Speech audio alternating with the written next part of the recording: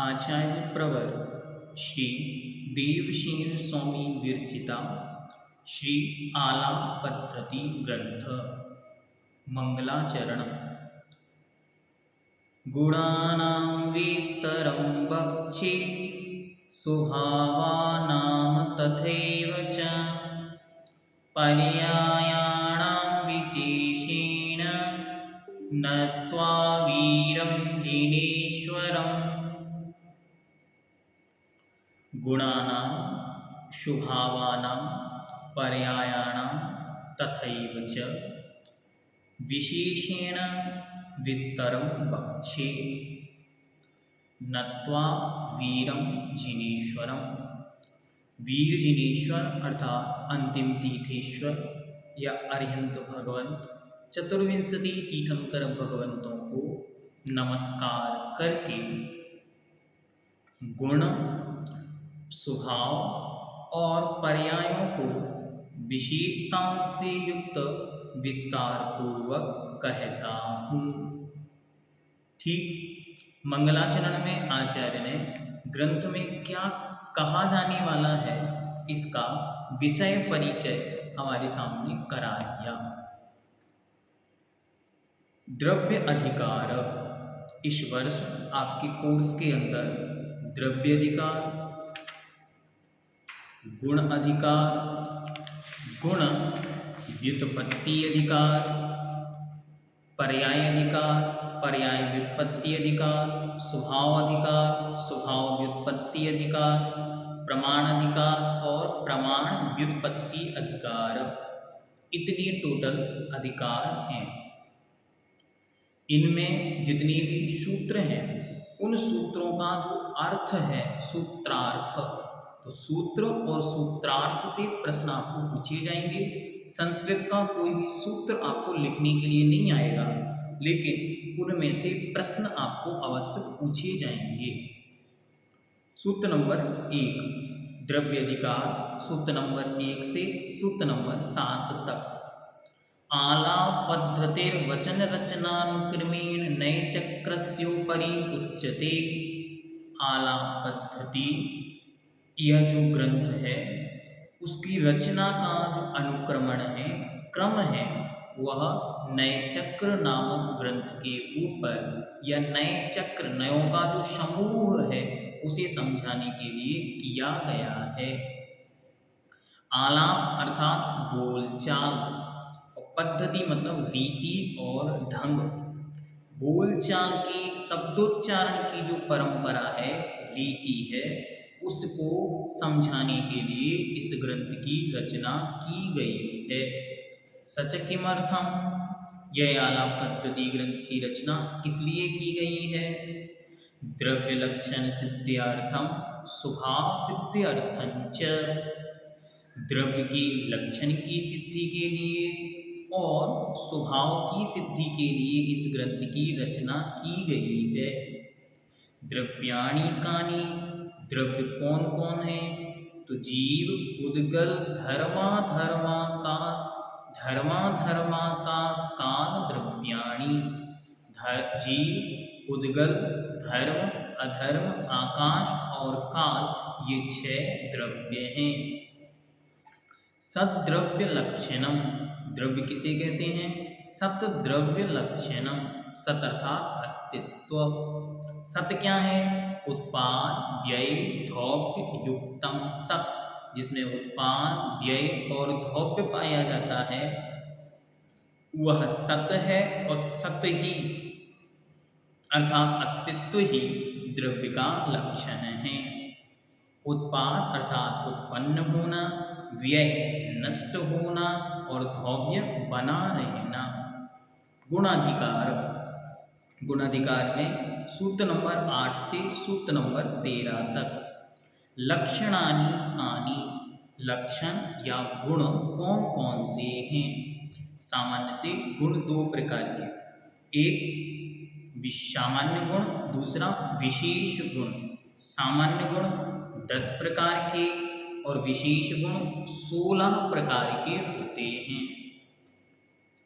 अस्तित्वं, वस्तुत्वं, द्रव्यत्वं, प्रमेयत्वं, अग्रुलघुत्वं प्रदेशत्वं चेतनत्वं अचेतनत्वं मूर्तत्वं अमूर्तत्वं द्रव्याणां 10 सामान्यगुणाः अस्तित्व वस्तुत्व द्रव्यत्व प्रमेयत्व अग्रुलघुत्व प्रदेशत्व चेतनत्व अचेतनत्व मूर्तत्व और अमूर्तत्व, ये 10 सामान्य गुण हैं।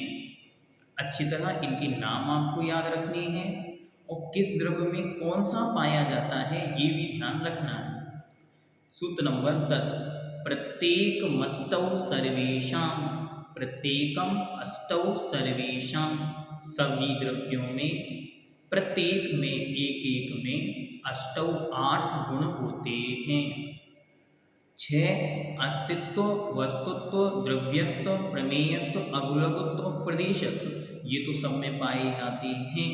इनके साथ ही चेतनत्व और अचेतनत्व और मूर्तत्व और अमूर्तत्व में से एक एक गुण पाए जाते हैं। जीव द्रव्य अकेला चेतन है, बाकी सब अचेतन हैं। और पुद्गल द्रव्य अकेली मूर्तिक है, बाकी सब अमूर्तिक हैं।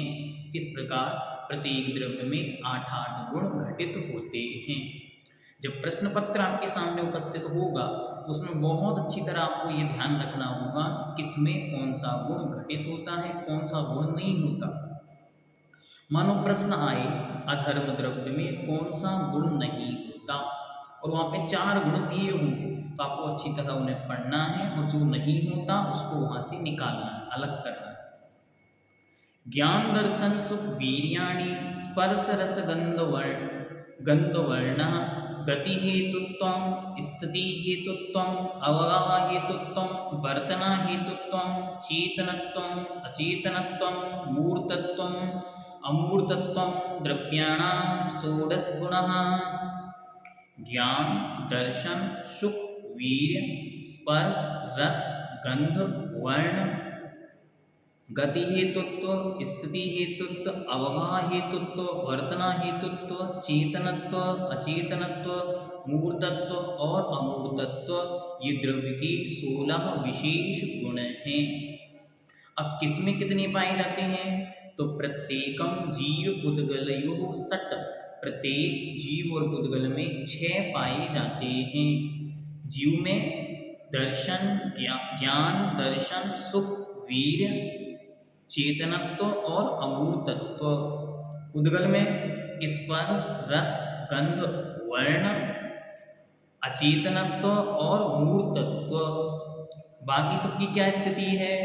इतरेषां प्रत्येकम त्रिगुणः, इतरेषां बाकी सब धर्म अधर्म आकाश और काल में प्रत्येकम प्रत्येक के त्रिगुणः 3 गुण होते हैं। कौन कौन से? तो कहते हैं धर्म द्रव्य की गति हेतुत्व अमूर्तत्व अचेतनत्व, धर्म द्रव्य अधर्म द्रव्य की स्थिति हेतुत्व अचेतनत्व और अमूर्तत्व, आकाश द्रव्य के अवगाह हेतुत्व अचेतनत्व और अमूर्तत्व, काल द्रव्य की वर्तना हेतुत्व अमूर्तत्व और अचेतनत्व। इस प्रकार ये दोनों द्रव्यों की ये सब प्रत्येक द्रव्य की सामान्य और विशेष गुण यहाँ तक बतलाए। अब कुछ विशेषता है इन गुणों के बीच। हाँ, कुछ विशेषता है। अंतस्तः 4 गुणाः स्वजातिपेक्षया सामान्य गुणाः विजातिपेक्षया ताएव विशेष गुणाः। अंत में स्थित अर्थात 4 गुणाः 4 गुण, अंत में स्थित 4 गुण चेतनत्व अचेतनत्व मूर्तत्व और अमूर्तत्व, ये स्वजाति अपेक्षया अपनी प्रत्येक की जाति की अपेक्षा सामान्य गुण हैं और विजाति अपेक्षया अन्य की अपेक्षा से ताएव विशेष गुणा, वे ही विशेष गुण हैं। इसके लिए अच्छा उदाहरण यह दिया, श्रवण संस्कृति संस्थान खनिया दाना सांगानेर बरुआ सागर या अन्य स्थानों के छात्र एक साथ उपस्थित हुए। इन सब छात्र जो पूज्य मुनि कुंभ सुधा सागर जी महाराज के चरणों में उपस्थित हुए, इन सब के बीच जो श्रवण संस्कृति संस्थान है, तो श्रवण संस्कृति संस्थान के सारे जो छात्र हैं इनके बीच श्रवण संस्कृति संस्थान सामान्य है। लेकिन वहाँ जब अन्य संस्थान के बच्चे उपस्थित हुए तो वही श्रवण संस्कृति संस्थान जो हमारा टैग है वो हमारा विशेष गुण हुआ। इस प्रकार इति गुण अधिकार, इस प्रकार गुण अधिकार हुआ। अथ गुण व्युत्पत्ति अधिकार, व्युत्पत्ति का अर्थ होता है विशिष्ट उत्पत्ति या व्याकरण के निमित्त से जो उनकी उत्पत्ति का प्रकरण है, तरीका है, उसको समझाते हैं। सहभुवो गुणः क्रमवर्तिनः पर्यायः, सहभुव अर्थात सात होने वाले गुण हैं और क्रमवर्तिनः अर्थात क्रम से होने वाली पर्याय हैं। गुण की सबसे सुंदर परिभाषा यही है। सहभुवो गुणा, जो साथ साथ होते हैं वे गुण हैं और क्रमशः होने वाली पर्याय हैं। गुण्यते पृथक क्रियते द्रव्यम द्रव्यात् यही ते गुणः, जो एक द्रव्य को दूसरे द्रव्य से पृथक करता है, अलग करता है, उसका नाम गुण है। अब सामान्य से जो सामान्य गुण है उन गुणों की व्युत्पत्ति बतलाते हैं। अस्ति इति एतस्भावो अस्तित्वं सद्रूपत्वं, अस्ति इसके भाव को अर्थात सतरूपपनि को अस्तित्व कहते हैं। वस्तुनो भावो वस्तुत्वं, सामान्य विशेषात्मकम वस्तु, सामान्य विशेषात्मक वस्तु होती है और उस वस्तु का जो भाव है उसे वस्तुत्व कहते हैं। द्रव्यस्य भावो द्रव्यत्वं, द्रव्य का भाव द्रव्यत्व है। द्रव्य क्या है? निज निज प्रदेश समूहै अखंड वृत्तया स्वभाव विभाव पर्यायान द्रवति द्रोष्यति अध्रुवत इति द्रव्यम, जो अपने अपने प्रदेश समूह के द्वारा अखंड वृत्तया अखंडपने से स्वभाव विभाव पर्यायान, स्वभाव और विभाव पर्यायों को द्रवति प्राप्त होता है, द्रोष्यति होवेगा और अध्रुवत अर्थात हो चुका है, इति वह द्रव्यम द्रव्य है और उस द्रव्य के भाव का नाम ही द्रव्यत्व है। जो परिणमन करता है, करता था और भविष्य में करेगा, कभी विभाव रूप कभी स्वभाव रूप, लेकिन परिणमन निरंतर था, है और रहेगा। सद्द्रव्य लक्षणम सीदति स्वकीयान गुण पर्यायान व्यापनोति इति सत्, उत्पाद व्यय धौत युक्तम सत्। उस द्रव्य के लक्षण को सपोर्ट देने के लिए जो परिभाषा पहले हम पढ़कर आए, द्रव्य लक्षणम क्या है? तो सत द्रव्य लक्षणम। सत क्या है? तो कहते हैं सीदति स्वकीयान गुण पर्यायान व्यापनोति इति सत, अपने गुण और पर्यायों को व्याप्त होने वाला, प्राप्त करने वाला सत है। वह उत्पाद व्यय और धौप्य से युक्त है। प्रमेयस्य भावः प्रमेयत्वं प्रमाणेन सुपर रूपम परिच्छेद्यम प्रमेयम, प्रमाण के द्वारा जानने के योग्य जो स्व और पर रूप है वह प्रमेय है। उस प्रमेय के भाव को प्रमेयत्व कहते हैं।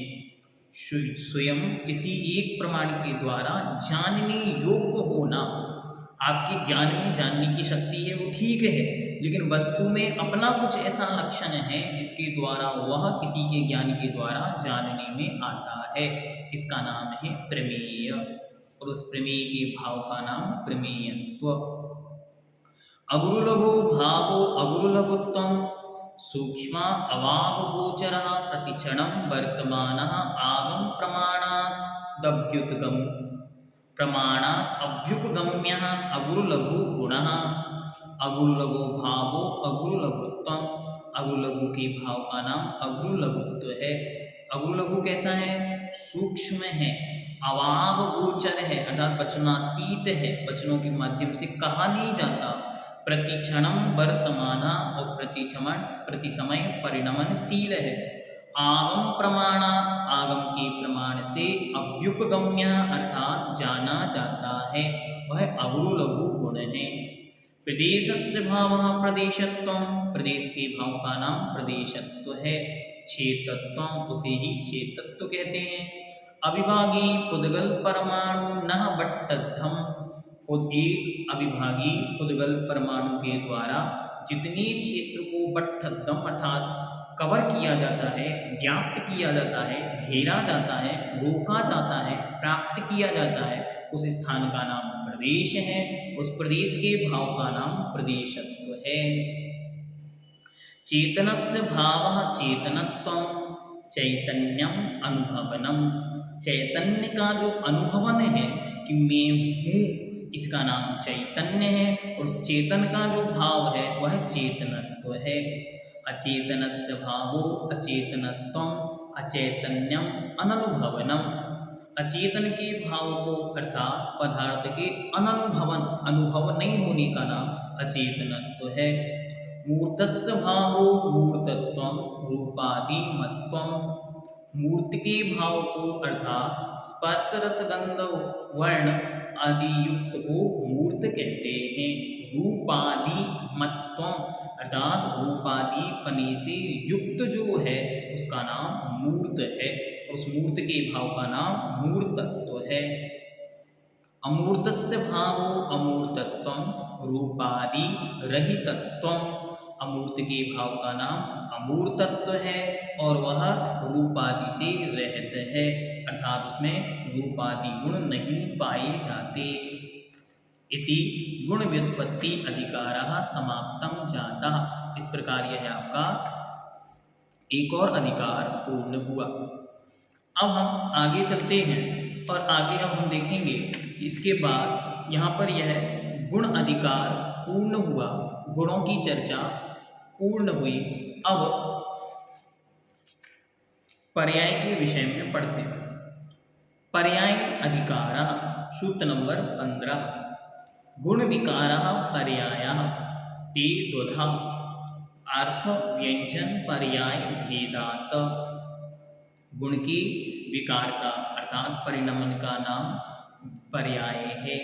वह पर्याय दो प्रकार की है, अर्थ पर्याय और व्यंजन पर्याय के भेद से। अर्थ पर्याय ते द्वधा, अर्थ पर्याय भी दो प्रकार की है, शुभाव अर्थ पर्याय, विभाव अर्थ पर्याय।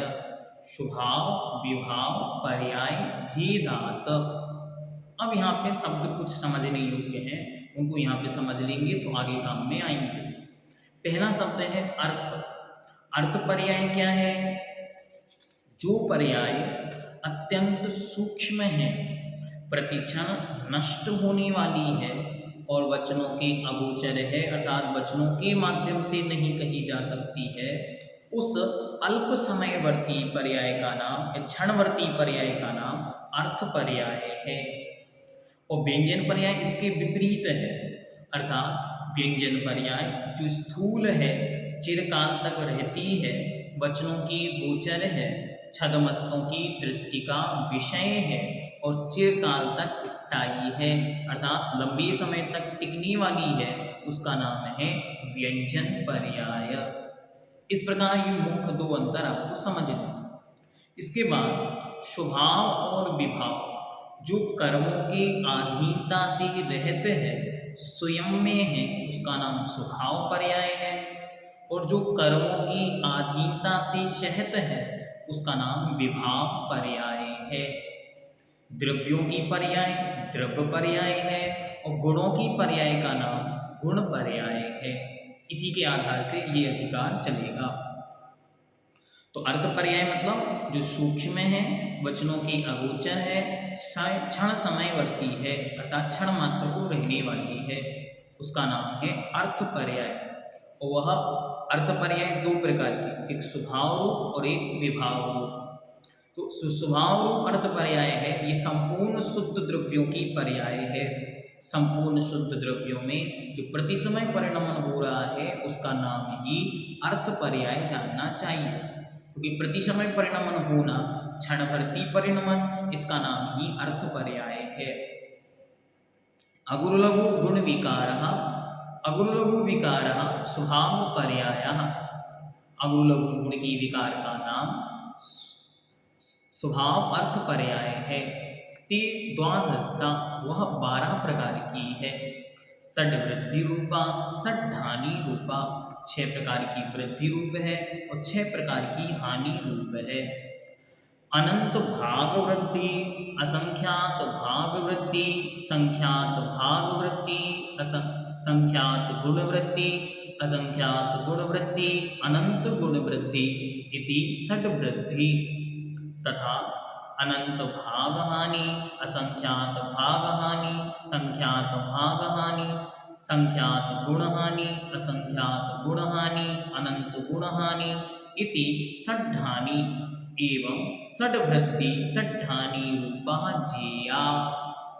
इस प्रकार 6 प्रकार की वृद्धि और 6 प्रकार की हानि रूप 12 प्रकार की शुभाव अर्थ पर्याय होती है। और विभाव पर्याय के विषय में तो सामान्य से इन्होंने जीव द्रव्य की अधीनता से इनको ले लिया। अगर किन्हीं किताबों के आधार से हम देखेंगे तो विभाव रूप उद्गल के परमाणु को भी विभाव अर्थ पर्याय आचार्यों ने मानी है, लेकिन आलाप पद्धतिकार ने उसका उल्लेख यहाँ पर नहीं किया। तो विभाव अर्थ पर्याय षड्विधा, ये हमेशा ध्यान रखना है कि मात्र जीव और उद्गल में ही विभावपना होता है, अन्य धर्म अधर्म आकाश काल में विभाव स्वभाव नहीं होता। इसीलिए जीव और उद्गल की ही ये पर्याय बनती हैं ध्यान से। तो जीव की यहाँ पर उल्लिखित है, उद्गल की आचार्य ने उल्लेख नहीं किया। उसका उल्लेख बस इतना सा है कि जो परमाणु का अन्य रूप होना परिणमन करना उसका नाम ही वहाँ पर विभाव अर्थ पर्याय जानना चाहिए। ये विशेष है, ये हमने आपको बतला दिया। विभाव अर्थ पर्याय षड्विधा, विभाव अर्थ पर्याय 6 प्रकार की है। मिथ्या कषाय राग द्वेष पाप रूप अध्यवसाया। जो मिथ्यात्व कषाय राग द्वेष पुण्य पाप रूप अध्यवसाय परिणाम है उन्हीं का नाम विभाव अर्थ पर्याय है। अब यहाँ से चालू होती है आपकी व्यंजन पर्याय। व्यंजन पर्याय जो अधिक समय तक रहने वाली है, वचनों के माध्यम से कहने में आने वाली है और जिसका समय बहुत लंबा हो सकता है, वो व्यंजन पर्याय है। 2 प्रकार से उसका कथन होगा, एक स्वभाव रूप में, एक विभाव रूप में, एक द्रव्य रूप में, एक गुण रूप में। पहले जीव के विषय में बतलाएंगे, फिर वे सब चीजें उद्गल के विषय में बतलाएंगे। तो सबसे पहले जीव के विषय में बतलाते हैं। विभाव द्रव्य व्यंजन पर्याय, विभाव रूप है, द्रव्य की है और व्यंजन पर्याय है। जब आपको प्रश्न पत्र में कोई भी प्रश्न का आप हल करें आलाप पद्धति संबंधी, बहुत ध्यान से प्रश्न को देख लें, बिल्कुल भी जल्दबाजी ना करें। स्वभाव विभाव द्रव्य गुण इन सारे शब्दों पर आपका फोकस रहना चाहिए। अर्थ व्यंजन स्वभाव विभाव द्रव्य गुण जीव और उद्गल, इन सब चीज़ों को आपको अच्छी तरह समझकर फिर प्रश्न पत्र पर उतारना। 1% भी गड़बड़ी नहीं करना, क्योंकि एक बार आपने गड़बड़ी की और आपका नंबर गया। बहुत ध्यान से और अच्छी तरह समझना। देखते बहुत अच्छी तरह 280 लोग मतलब लगभग 350 लोग अध्ययन कर रहे हैं। ये देखो परीक्षा का ये प्रभाव है। जो प्रभाव मेरा नहीं बना, जो प्रभाव प्रतिदिन के स्वाध्याय का नहीं बना, वो प्रभाव परीक्षा का है। इससे ही परीक्षा की महत्वपूर्णता दिखलाई पड़ती है। सूत्र नंबर 19, स्वभाव द्रव्य व्यंजन पर्याय। विभाव द्रव्य व्यंजन पर्याय विभाव रूप है अर्थात कर्म के अधीन है, द्रव्य की है, व्यंजन पर्याय है। और कितनी प्रकार की है? चतुर्विधा, 4 प्रकार की है। नर नरकादि पर्याय, नर नरकादि अर्थात चारों प्रकार की जो गति है उस रूप है। तथा चतुरशीति लक्ष्य योनय, 84 लाख योनि रूप है। विभाव गुण व्यंजन पर्यायः मत्यादयः। ऊपर द्रव्य की बात की थी तो वहाँ जीव द्रव्य को समझाया। अब गुण में तो जीव के गुण ज्ञान के विषय में बतलाते। तो मति ज्ञान आदि जो 4 प्रकार का ज्ञान है यह विभाव गुण व्यंजन पर्याय है। अब स्वभाव के विषय में बताते। तो स्वभाव द्रव्य व्यंजन पर्यायः चरम शरीरा किंचिन न्यून सिद्ध पर्यायः। स्वभाव है अर्थात कर्म से रहित है, द्रव्य की है और व्यंजन अर्थात बहुत लंबे समय तक चलने वाली कोई पर्याय है तो वह है अंतिम शरीरा। जो अंतिम शरीर था उस चरम शरीर से किंचित न्यून थोड़ी सी कम सिद्ध पर्यायः। स्वभाव गुण व्यंजन पर्याय अनंत चतुष्टय रूपः जीवस्य। स्वभाव गुण व्यंजन पर्याय है जो अनंत चतुष्टय रूप है। और जीवस शब्द से जो ऊपर 4 सूत्र नंबर 19, 20, 21, 22 इन सब में जीव के विषय में मुख्यता से जानना चाहिए। आगे कहते हैं अब पुद्गल द्रव्य की इन चारों को पुद्गल में घटित करते हैं। विभाव द्रव्य, स्वभाव द्रव्य, विभाव गुण और स्वभाव गुण। तो पुद्गलस्य ये आपका बना दिया आदि दीपक, मतलब आदि में इसको रख दिया। अब आगे के 4 सूत्रों में इसको घटित करना। पुद्गलस्य तो पुद्गल द्रव्य की द्वि अणुकादयो विभाव द्रव्य व्यंजन पर्यायः। 2 अणु आदिक की जो विभाव द्रव्य व्यंजन पर्याय होती है। जब तक अणु एक है वो अपने स्वभाव में है, लेकिन एक से जैसे दूसरा मिला तो वह विभाव में चला गया। अब उसका जो रस आदिक में परिवर्तन हुआ वही उसकी गुण की विभाव पर्याय है। व्यंजन क्योंकि ये बहुत लंबी समय तक टिकती है इसलिए रस रसांतर, गंध गंधांतर, विभाव गुण व्यंजन पर्यायः। रस से रसांतर होना, अंतर मतलब चेंज, गुण से गुणांतर, गंध से गंधांतर, वर्ण से वर्णांतर आदि रूप विभाव गुण व्यंजन पर्याय है। बहुत सुंदर उदाहरण आपको दिया जा चुका है। हल्दी और चूना। हल्दी और चूना, हल्दी है पीले कलर की, चूना है लाल सफ़ेद कलर का। पीला और सफ़ेद दोनों को मिला दिया, नया कलर हो गया लाल। तो वर्ण से वर्णांतर, गुण से गुणांतर, इस प्रकार इसको जानना। अब स्वभाव रूप क्या है तो कहते हैं अविभागी पुद्गल परमाणु स्वभाव द्रव्य व्यंजन पर्यायः। अविभागी पुद्गल परमाणु की, पुद्गल की जो परमाणु अवस्था है वह पुद्गल द्रव्य की स्वभाव द्रव्य व्यंजन पर्याय है। वर्ण रस, वर्ण गंध रसैक, रसैक एक अविरुद्ध स्पर्शद्वय स्वभाव गुण व्यंजन पर्यायः। पुद्गल के परमाणु में एक वर्ण, एक गंध, एक रस और परस्पर अविरुद्ध 2 स्पर्श, अर्थात जो आपस में टकराए ना ऐसे स्पर्श। कौन कौन से स्पर्श लेना है तो ध्यान से, स्पर्श होते हैं 8 प्रकार के। इनमें से शीत, उष्ण, स्निग्ध और रुक्ष, इन 4 में से एक समय में कोई 2, या तो स्निग्ध या रुक्ष या शीत या उष्ण, इस प्रकार ये 5 गुण पुद्गल द्रव्य में परमाणु में हमेशा पाए जाते हैं। वे स्वभाव गुण व्यंजन पर्याय हैं। इति पर्याय अधिकारः।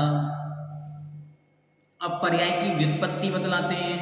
स्वभाव विभाव रूपतया याति परेयति परिणमति इति पर्यायः। जो स्वभाव विभाव रूप से याति होती है, परेयति परिणमन करती है, परिणमति परिणमन कराती है, उसका नाम पर्याय है। परि प्लस आय इजिकल टू पर्याय। परि समन्ता अर्थात चारों ओर से, आय का अर्थ है अय गतौ अयनम अर्थात परिवर्तन होना, चेंज होना।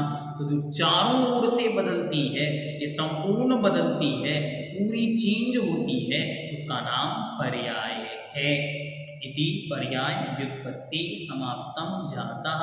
इस प्रकार आपका यह पर्याय और पर्याय व्युत्पत्ति नामक अधिकार यहाँ पर पूर्ण हुआ। अब हम चलते हैं स्वभाव अधिकार की ओर। स्वभाव अधिकार, स्वभाव का अर्थ क्या है? जो गुणों के साथ होते हुए भी गुणों से भिन्न हैं, अलग हैं, उनका नाम है स्वभाव अधिकार। स्वभाव, वे स्वभाव उस द्रव्य में बहुत अच्छी तरह मिलजुल कर रहते हैं। ये विशेषता है कि जो गुण होते हैं वे अपने विरोधी के साथ नहीं रहते, लेकिन जो स्वभाव हैं वे अपने विरोधी के साथ भी रहते हैं। विरोधी के साथ मतलब जैसे ज्ञान के साथ अज्ञान नहीं रहता, लेकिन नित्य के साथ अनित्य, एक के साथ अनेक, इन रूप में वह बने रहते हैं। गुण पर्यायवत द्रव्यम, गुण और पर्याय वाला द्रव्य है, अर्थात जिसमें गुण और पर्याय पाए जाते हैं उसका नाम द्रव्य है। स्वभावः कथ्यन्ते, अब हम स्वभावों को कहते हैं। अस्ति स्वभावः, नास्ति स्वभावः, नित्य स्वभावः, अनित्य स्वभावः, एकः स्वभावः, अनेकः स्वभावः, भेदः स्वभावः, अभेदः स्वभावः, भव्यः स्वभावः, अभव्यः स्वभावः, परमः स्वभावः। एते द्रव्याणाम् एकादश सामान्य स्वभावः। ये द्रव्य के एकादश अर्थात 11 सामान्य स्वभाव हैं। अस्ति, नास्ति, नित्य, अनित्य, एक, अनेक, भेद, अभेद, भव्य, अभव्य और परम, ये 11 द्रव्य के सामान्य स्वभाव हैं। ध्यान रखना है, विशेष जो सामान्य गुणों की चर्चा होगी तो गुण हैं 10, और स्वभाव की चर्चा होगी तो स्वभाव हैं 11। कंफ्यूजन नहीं करना। आगे, चेतन स्वभाव, अचेतन स्वभाव, मूर्त स्वभाव, अमूर्त स्वभाव, एक प्रदेश स्वभाव, अनेक प्रदेश स्वभाव, विभाव स्वभाव, शुद्ध स्वभाव, अशुद्ध स्वभाव, उपचरित स्वभाव। एते द्रव्याणां 10 विशेष स्वभाव। चेतन, अचेतन, मूर्त, अमूर्त, एक प्रदेश, अनेक प्रदेश, विभाव, शुद्ध, अशुद्ध और उपचरित, ये 10 द्रव्य के विशेष स्वभाव हैं। अब किस द्रव्य में कितने पाए जाते हैं? तो कहते हैं जीव पुद्गलयोः एकविंशति, जीव और पुद्गल में 1 मतलब टोटल पूरे के पूरे 21 स्वभाव पाए जाते हैं। अन्य द्रव्यों की क्या व्यवस्था है? चेतन स्वभाव, मूर्त स्वभाव, विभाव स्वभाव, अशुद्ध स्वभाव, उपचरित स्वभाव। एतैर्विना धर्मादि, धर्म अधर्म आकाशानां त्रयाणां षोडश स्वभावः सन्ति। इन 21 में से चेतन, मूर्त, विभाव, अशुद्ध और उपचार या उपचरित, इन 5 को छोड़कर 16, 21 में से 5 कम हुए तो 16 स्वभाव इन 3 की पाए जाते हैं। अब बचा कौन? मात्र काल द्रव्य। तत्र बहुप्रदेशत्वं विनः कालस्य 15 स्वभावः, वहाँ पर बहुप्रदेशी पनी को छोड़कर काल द्रव्य के भी 15 स्वभाव होते हैं। 16 सामान्य से जो थे वो हैं, मात्र उसमें से एक बहुप्रदेशत्वपना कम कर दिया गया। इस प्रकार जीव और पुद्गल के 21, धर्म अधर्म और आकाश के 16 और काल द्रव्य के 15 स्वभाव पाए जाते हैं। सामान्य स्वभाव 11, विशेष स्वभाव 10, टोटल हुए 21। जीव और पुद्गल में 21, धर्म अधर्म आकाश में 16 और काल के 15 स्वभाव होते हैं। अब स्वभाव व्युत्पत्ति अधिकारः, स्वभाव की व्युत्पत्ति एकदम सामान्य से स्वभावों के लक्षण को बतलाती है। ये आपको डेफिनेशन के रूप में पूछे जा सकते हैं, तो आपको अच्छी तरह उनको शब्दों को एक्सप्लेन करने के लिए इनको समझना। विशेष बहुत कुछ नहीं पूछा जाएगा स्वभाव व्युत्पत्ति में से, लेकिन सामान्य से इसको आपको पूछा जा सकता है। स्वभाव लाभ अच्युत्वात् अस्ति स्वभावः, जिस द्रव्य का जो स्वभाव है उस स्वभाव के लाभ अर्थात प्राप्ति से अच्युत्वात् अर्थात च्युत नहीं होना, अलग नहीं होना, कभी भी भिन्न नहीं होना, इसका नाम है अस्ति स्वभाव। अस्ति शब्द का सामान्य अर्थ है, तो जो हमेशा बना रहे उसका नाम है अस्ति स्वभाव। परस्वरूपेण अभिन्न अभावात् नास्ति स्वभावः, परस्वरूप नहीं होना अर्थात दूसरे रूप नहीं होना, इसी का नाम है नास्ति स्वभाव। जैसे जीव है, ये जीव का अस्ति स्वभाव है, लेकिन जीव आज तक पुद्गल रूप नहीं हुआ, ये उसका नास्ति स्वभाव है। ना निज निज नाना पर्यायेषु तद एव इदम इति द्रव्यस्य उपलम्भात् नित्य स्वभावः। निज निज अपनी अपनी नाना पर्यायों में यह वही है, इस प्रकार द्रव्य की प्राप्ति का नाम नित्य स्वभाव है। अपनी अपनी पर्यायों के द्वारा जो उसमें हमेशा बना रहे, ये उसका नित्य स्वभाव है। तस्यापि अनेक पर्याय परिणमित्वात् अनित्य स्वभावः। उस द्रव्य का अनेक पर्याय रूप परिणमित होने से अनित्य स्वभाव है। एक ही द्रव्य सदा से जीव था तो जीव ही है, ये तो नित्य स्वभाव है, लेकिन वह जीव ही कभी मनुष्य था, कभी देव था, कभी नारकी था, कभी शुद्ध था, कभी अशुद्ध था, इसका नाम है अनित्य स्वभावः। स्वभावानाम एक आधारत्वात् एक स्वभाव। संपूर्ण स्वभावों का एक आधार होने से एक स्वभाव है, अर्थात संपूर्ण द्रव्य एक के अधीन है। जैसे मानो एक आत्मा ले लें, तो एक आत्मा पर ही अनंत गुण और संपूर्ण 21 स्वभाव विराजमान है, उपस्थित हैं, यही उसका एक स्वभाव है। एकस्यापि अनेक स्वभाव उपलम्भात् अनेक स्वभाव। एक ही द्रव्य के अनेक स्वभावों की उपलब्धि होने से अनेक स्वभाव है। एक ही द्रव्य में एक समय पर अनेक स्वभावों की उपस्थिति होने से उसका अनेक स्वभाव है। गुण गुण्यादि संज्ञादि भेदात भेद स्वभाव। गुण, गुणी, संज्ञा, लक्षण, प्रयोजन, संख्या आदि के भेद से भेद स्वभाव है। जैसे मैं जीव हूँ, यह मेरा गुणी हुआ, और ज्ञान मेरा गुण हुआ, तो ज्ञान अलग है, जीव अलग है। इस लक्षण के अनुसार संज्ञा, मेरी संज्ञा जीव है, मेरा लक्षण उपयोग है। मेरी जीव की संख्या कितनी? 2, संसारी और मुक्त। प्रयोजन, मोक्ष की प्राप्ति। तो ये उसकी चारों चीजें अलग अलग होने से भेद स्वभाव होता है। गुण गुण्यादि एक स्वभाव अभेद स्वभाव। गुण गुणी का एक स्वभाव होने से अभेद स्वभाव है। ज्ञान के बिना द्रव्य जीव द्रव्य नहीं हो पाया जाता, जीव द्रव्य के बिना ज्ञान गुण नहीं पाया जाता, इसलिए गुण और गुणी का अभेद होने से अभेद स्वभाव है। भावी काले परस्वरूपाकार भवनात् भव्य स्वभाव। आगामी काल में, भविष्य काल में आगामी पर्याय रूप होने से भव्य स्वभाव है। कालत्रयेपि परस्वरूप आकार भवनात् अभव्य स्वभाव। त्रिकाल में अर्थात भूत भविष्य वर्तमान काल में परस्वरूपाकार दूसरे रूप नहीं होना, यह अभव्य स्वभाव है। जीव कभी भी उद्गल रूप नहीं होता, ये उसका अभव्य स्वभाव है। पारिणामिक भाव प्रधानत्वेन परम स्वभाव।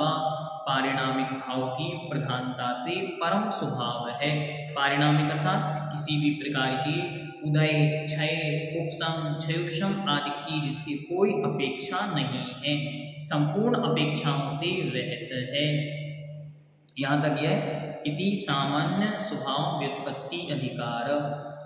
देखो 300 को छूने जा रहे हैं थोड़ी देर में, आगे चलते। प्रदेशादि गुणानां व्युत्पत्ति चेतनादि विशेष स्वभावानां च व्युत्पत्ति निगदिता। प्रदेश आदि गुणों की व्युत्पत्ति, चेतनादि विशेष स्वभाव की व्युत्पत्ति को कही जा चुकी है। ठीक, धर्म अपेक्षया स्वभाव गुणः न भवन्ति। स्वभाव की अपेक्षा से स्वभाव गुण नहीं होते। ध्यान से, गुण स्वभाव है लेकिन स्वभाव गुण नहीं होते।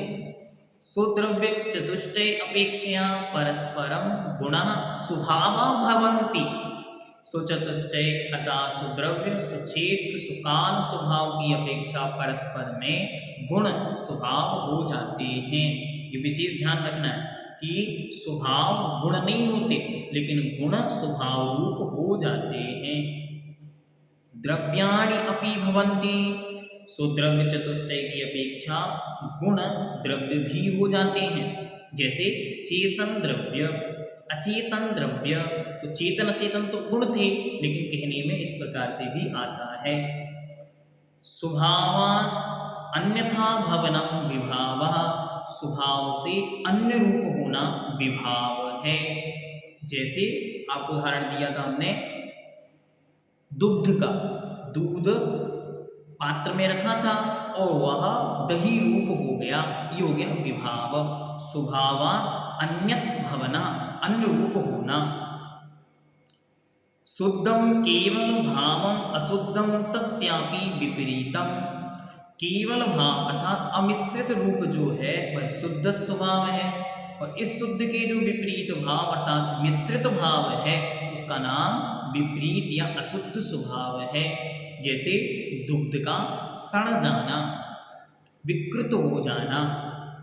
स्वभावस्यापि अन्यत्र उपचारा उपचरित स्वभावा। स्वभाव का भी अन्यत्र उपचार करना उपचरित स्वभाव है। एक स्वभाव को अन्य के साथ उपचार से कहना। जैसे एक इंद्रिय को जीव कहना, एक इंद्रिय जीव। अब जीव अलग द्रव्य है और एक इंद्रिय अलग द्रव्य है लेकिन इनका उपचार कर देना। क्यों? क्योंकि एक इंद्रिय तो उद्गल कर्म की प्रकृति है तो वो उद्गल द्रव्य है और जीव जीव द्रव्य है, वो चेतन द्रव्य है, अचेतन द्रव्य है, फिर भी उपचार से तद्रूप कथन करना। वह उपचार भी दो प्रकार का होता। सा द्विधा कर्मज स्वाभाविक भेदात। वह कर्मज और स्वभाव के भेद से दो प्रकार का है। जैसे जीवस्य मूर्तत्व अचेतनत्व। जैसे जीव की मूर्तत्व और अचेतनत्व, ये क्या है? ये उसके कर्मज स्वभाव है। कर्म की अधीनता के कारण उसे मूर्तत्व कहते हैं और अचेतनत्व कहते हैं। और स्वाभाविक कैसा है उपचार? यथा सिद्धात्मानां, सिद्धात्माओं की परज्ञेयत्व और परदर्शकत्व, दूसरे को जानना और दूसरे को देखना। सिद्धात्मा भी केवल ज्ञान के निमित्त से दूसरों को जानते और देखते हैं। यद्यपि वे आत्मस्थ हैं, वे पर के देखने जानने के लिए उपयोग पूर्वक प्रवृत्ति नहीं करते लेकिन फिर भी जानने में आता है, इसलिए उनको स्वाभाविक उपचार कहा जाता है। एवं इतरेषां द्रव्याणां उपचारो यथा संभवो जेया। इसी प्रकार अन्य द्रव्यों में भी यथासंभव उपचरित स्वभाव जानना चाहिए। इति विशेष स्वभाव व्युत्पत्ति अधिकारः समाप्तं जातः। प्रमाण अधिकार ते कुतो जेया। ये जो सबको स्वभाव आदि के विषय में कहा, इन्हें जाना कैसे जाए? तो कहते हैं प्रमाण नय विवक्षिता। प्रमाण और नय की विवक्षा से, विवक्षा मतलब अपेक्षा से, कुछ को प्रमाण से जानो और कुछ को नयों की अपेक्षा से जानो। अर्थात किसी अपेक्षा से ऐसा है, किसी अपेक्षा से ऐसा नहीं है। सम्यक ज्ञानम प्रमाणम, सम्यक ज्ञान प्रमाण है। तद्विधा, वह दो प्रकार का है। प्रत्यक्ष इतर भेदात। प्रत्यक्ष और इतर अर्थात उससे अपोजिट परोक्ष। प्रत्यक्ष जो आत्मा से जाना जाता है वो प्रत्यक्ष, और जो इंद्रिय और मन की सहायता से जाना जाता है वह परोक्ष। अवधि मन पर्यायो एक देश प्रत्यक्ष। अवधि ज्ञान और मन पर्याय ज्ञान एक देश प्रत्यक्ष है। एक देश प्रत्यक्ष का अर्थ है जो संपूर्ण नहीं जानता लेकिन जितना जानता है वह स्पष्ट और आत्मा से जानता है। तो अवधि ज्ञान मन पर्याय ज्ञान संपूर्ण द्रव्यों की अनंत पर्यायों को तो नहीं जानते लेकिन जितना जानते हैं उतना स्पष्ट जानते हैं। केवलम सकल प्रत्यक्षम, केवल ज्ञान सकल प्रत्यक्ष है, क्योंकि वह अनंत द्रव्यों की अनंत पर्यायों को एक साथ जानता है। मति श्रुति परोक्षे, मति ज्ञान और श्रुत ज्ञान ये दोनों परोक्ष ज्ञान हैं। सामान्य से प्रमाण 5 प्रकार का हुआ, ज्ञान 5 प्रकार का हुआ और प्रमाण 2 प्रकार का, परोक्ष और प्रत्यक्ष। परोक्ष 2, मति ज्ञान शुद्ध ज्ञान, और प्रत्यक्ष 2 प्रकार का, एक देश प्रत्यक्ष सकल देश प्रत्यक्ष। एक देश प्रत्यक्ष 2 प्रकार का, अवधि ज्ञान मनःपर्य ज्ञान, सकल प्रत्यक्ष एक केवल ज्ञान। इति प्रमाण अधिकारः। अब प्रमाण व्युत्पत्ति अधिकारः, प्रमाण की व्युत्पत्ति बतलाते। सकल वस्तु ग्राहिकम प्रमाणम, सकल वस्तु को ग्रहण करने वाला प्रमाण है। जैसे हाथी को पूरा देखकर हाथी को जानना। प्रमीयते परिच्छिद्यते वस्तु तत्वम येन ज्ञानेन तत्प्रमाणम, जिस ज्ञान के द्वारा वस्तु स्वरूप जाना जाता है, निश्चय किया जाता है, वह प्रमाण है। तद्विधा, वह 2 प्रकार का है। सविकल्प इतर भेदात, सविकल्प और उसके अपोजिट निर्विकल्प रूप से 2 प्रकार का है। ध्यान से, प्रमाण सामान्य से 2 प्रकार का है, परोक्ष और प्रत्यक्ष, और व्युत्पत्ति की अपेक्षा उत्पत्ति की अपेक्षा 2 प्रकार का है। इसको ऐसे समझना, जैसे सम्यक दर्शन 3 प्रकार का है, उपसम, क्षयोपशम, छाय, लेकिन उत्पत्ति की अपेक्षा 2 प्रकार का है, निसर्गज और अधिगमज। वैसे यहाँ पर लगाना, प्रमाण सामान्य से 2 प्रकार का, परोक्ष और प्रत्यक्ष, लेकिन उत्पत्ति की अपेक्षा 2 प्रकार का, एक सविकल्प और एक निर्विकल्प। सविकल्प क्या है? तो सूत्र अगले सूत्र में कहते हैं, सविकल्पम मानसम तच्चतुर्विधम मति सुतावधि मनःपर्यय रूपम। सविकल्प क्या है? मानसम, जो विचार सहित है, इच्छा सहित है, उसका नाम है सविकल्पम। वह चतुर्विधम 4 प्रकार का है, मति, श्रुत, अवधि और मनःपर्यय रूपम। निर्विकल्पम मनोरहितम केवल ज्ञानम, जो निर्विकल्प ज्ञान है, अर्थात जो मनोरहितम, इच्छा रहितम, विचार रहितम, विकल्प रहितम, जिसमें कोई विकल्प नहीं, जिसमें कोई विचार नहीं, जिसमें कोई मन का सपोर्ट नहीं, ऐसा तो मात्र केवल ज्ञानम, केवल ज्ञान ही निर्विकल्प ज्ञान है। इसलिए निर्विकल्प ज्ञान पूछा जाए तो केवल ज्ञान, सकल प्रत्यक्ष पूछा जाए तो केवल ज्ञान। अब इनके प्रश्न कैसे बन सकते हैं, ये आपको बहुत बार अच्छी तरह बतला दिया गया है, फिर भी सामान्य से एक बार देख लें, समझ लें कि हर एक वस्तु से इस प्रकार से प्रश्न संभव है। कोई भी स्वभाव आपको दे दिया, इसमें से कौन सा स्वभाव नहीं है, ये कौन सा स्वभाव है, इस द्रव्य की कितनी स्वभाव हैं, इसकी पर्यायें कितनी हैं, इसके गुण कौन कौन से हैं, इसके गुण कौन से नहीं हैं, ये सब चीज़ें आपको अच्छी तरह पूछी जा सकती हैं। अब सामान्य से आचार्य देवसेन महाराज के तो परिचय आपकी भूमिका में, प्रस्तावना में प्रारंभ में दिया है, उसको भी अच्छी तरह एक बार आप देख लें। देवसेन नाम के अनेक आचार्य हुए हैं, लेकिन जिन्होंने इस ग्रंथ की रचना की है, उन्होंने अनेक ग्रंथों की रचना की थी, जिसके आधार से उनका बोध होता है। आचार्य देवसेन स्वामी की अनेक रचनाओं में आलाप पद्धति के अलावा नए चक्र, तत्वसार, आराधनासार और दर्शनसार ये कृतियाँ मानी जाती हैं।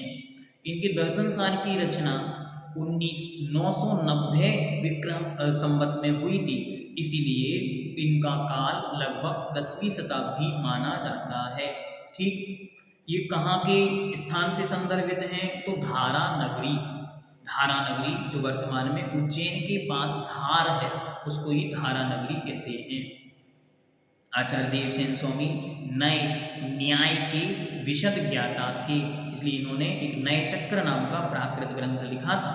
उसी को सरल करने के लिए, उसी को विस्तृत करने के लिए, उसको समझाने के लिए आचार्य भगवंत ने इस ग्रंथ की रचना की थी। ठीक, आलाप पद्धति का दूसरा नाम द्रव्यानि योग प्रवेशिका है।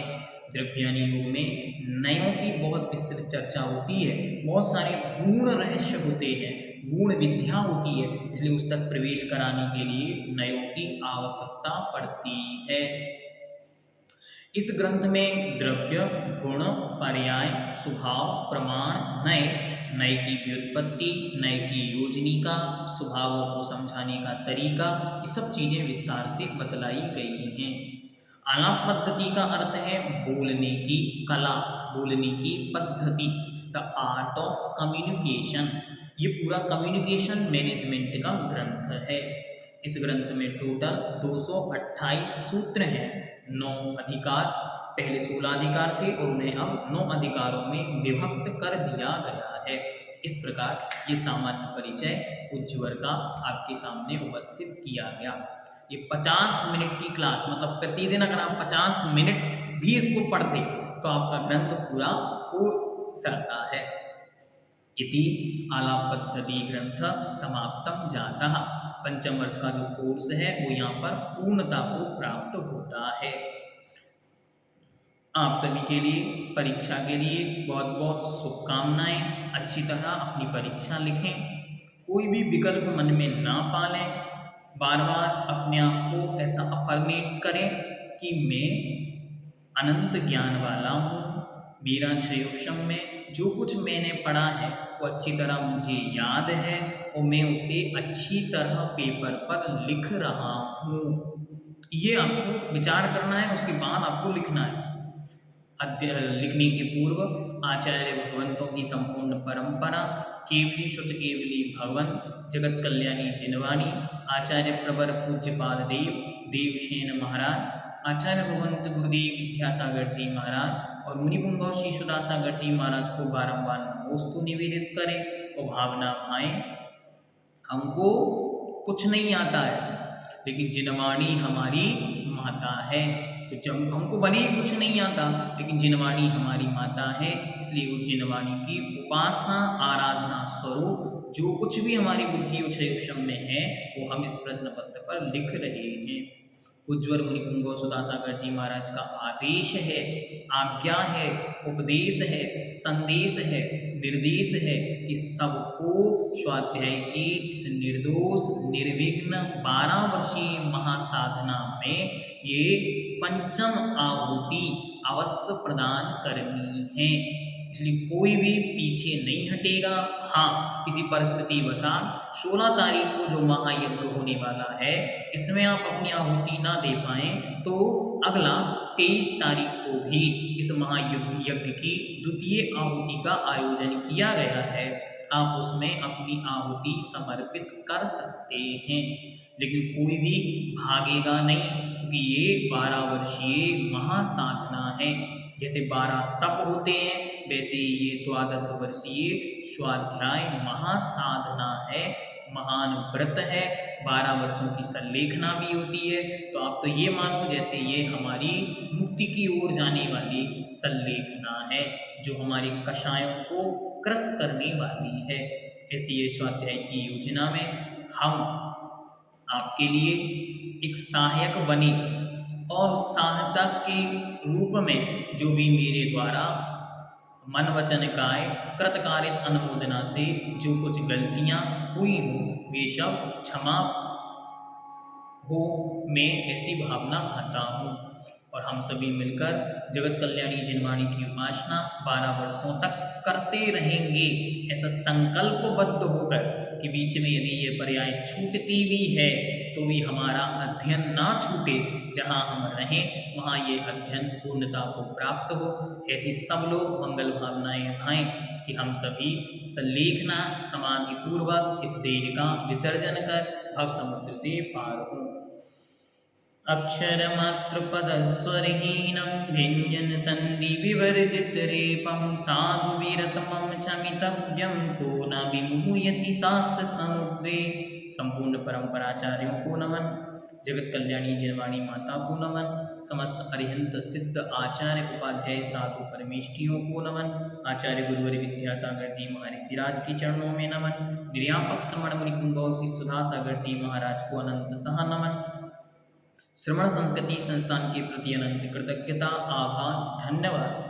आदरणीय पंडित प्रवर श्री रतनलाल जी बेनाडा जी साहब के प्रति अनंत कृतज्ञता, आभार, धन्यवाद। और आप सभी जो निरंतर इस स्वाध्याय की श्रेणी में सहयोगी बने रहे। पिछले अप्रैल, मुझे बहुत अच्छी तरह याद है, लगभग 15-16 अप्रैल के बाद फ्री हुए थे हम। तब से लेकर कंटिन्यू या लाभ पद्धति और सर्वार्थ सिद्धि का मंथन, विचार, चिंतन आपके बीच चलता गया। उसमें जो कुछ भी गलतियां हुई हो वे सब क्षमा हो, क्षमा हो, क्षमा हो। आप सबका जो सहयोग प्राप्त हुआ, एक अद्भुत साथ आपका जो प्राप्त हुआ, उसके लिए अनंत कृतज्ञता, आभार, धन्यवाद। सभी लोग अच्छी तरह एग्जाम दें, इसके लिए सबके लिए शुभकामनाएं, शुभकामनाएं, शुभकामनाएं। सभी को जय जिनेन्द्र।